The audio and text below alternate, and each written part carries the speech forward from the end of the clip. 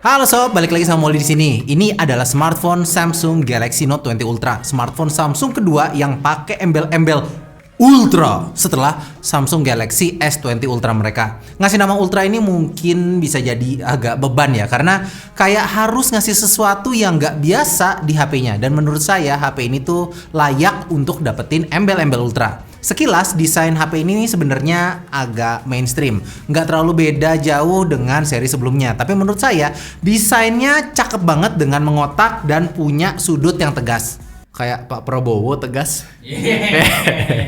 Material metal di bagian bezel dan kaca di bagian belakangnya tuh makin bikin HP ini tuh terasa premium. Bagian belakangnya ini pakai aksen matte. Mungkin bukan yang pertama karena kita udah pernah nemuin ini tuh di Vivo X50 Pro. Warna Mystic Bronze terlihat baru yang menurut saya ini mungkin kalau dalam bahasa Indonesianya warna ini disebut dengan warna karat. Ya nggak sih? Bukan buat ini plastik nasi goreng. Pakai karat. Karet bang. Oh, karet. Lucu gak sih? Yang agak ganjel di bagian desain mungkin tonjolan kameranya yang rada edan. Nggak salah emang pakai embel-embel Ultra karena tonjolan kamera di HP ini tuh terlihat Ultra. Kalau ditaruh di meja ini tuh beneran nggak rata dan menurut saya malah jadi rawan buat lecet. Makanya pakai Exacode. Oh enggak, bukan itu. Bukan sponsor ya. Halus ya.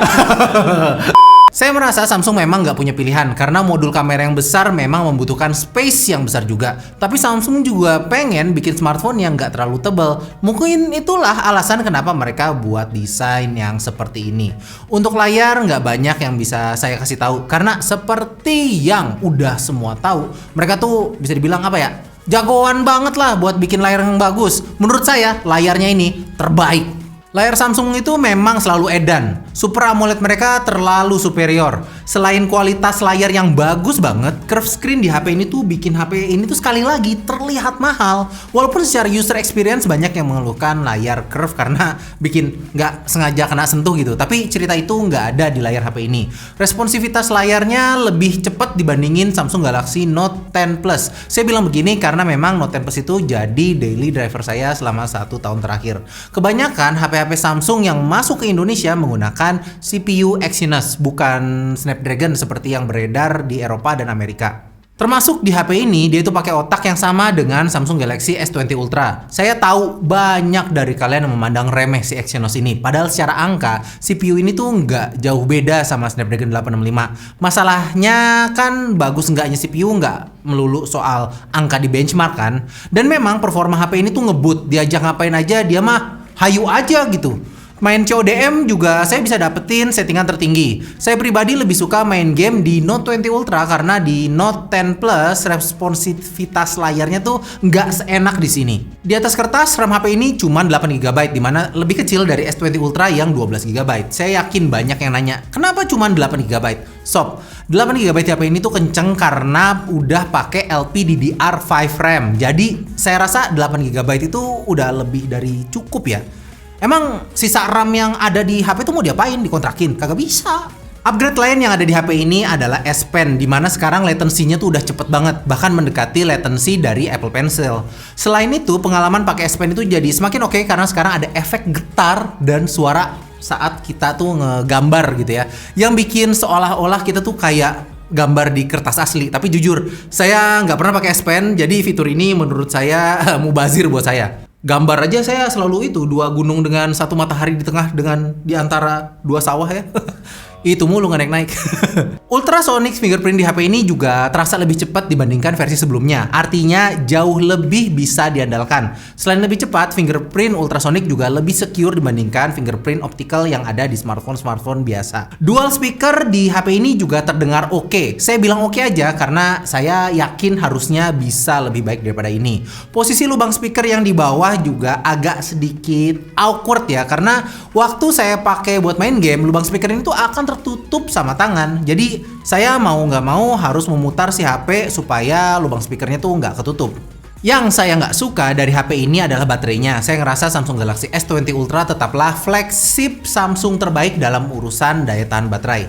Dalam pemakaian berat ala saya, baterai 4500 mAh di HP ini tuh cuma dapat screen on time 3 jam lebih. Jauh lebih kecil dari perkiraan saya. Saya juga bingung ya, banyak yang bisa dapat lebih lama dari ini. Tapi saya tuh selalu nggak berhasil. Apa karena penggunaan saya terlalu ekstrim gitu? Ekstrim nih, kickflip, wes. Olahraga. Iya.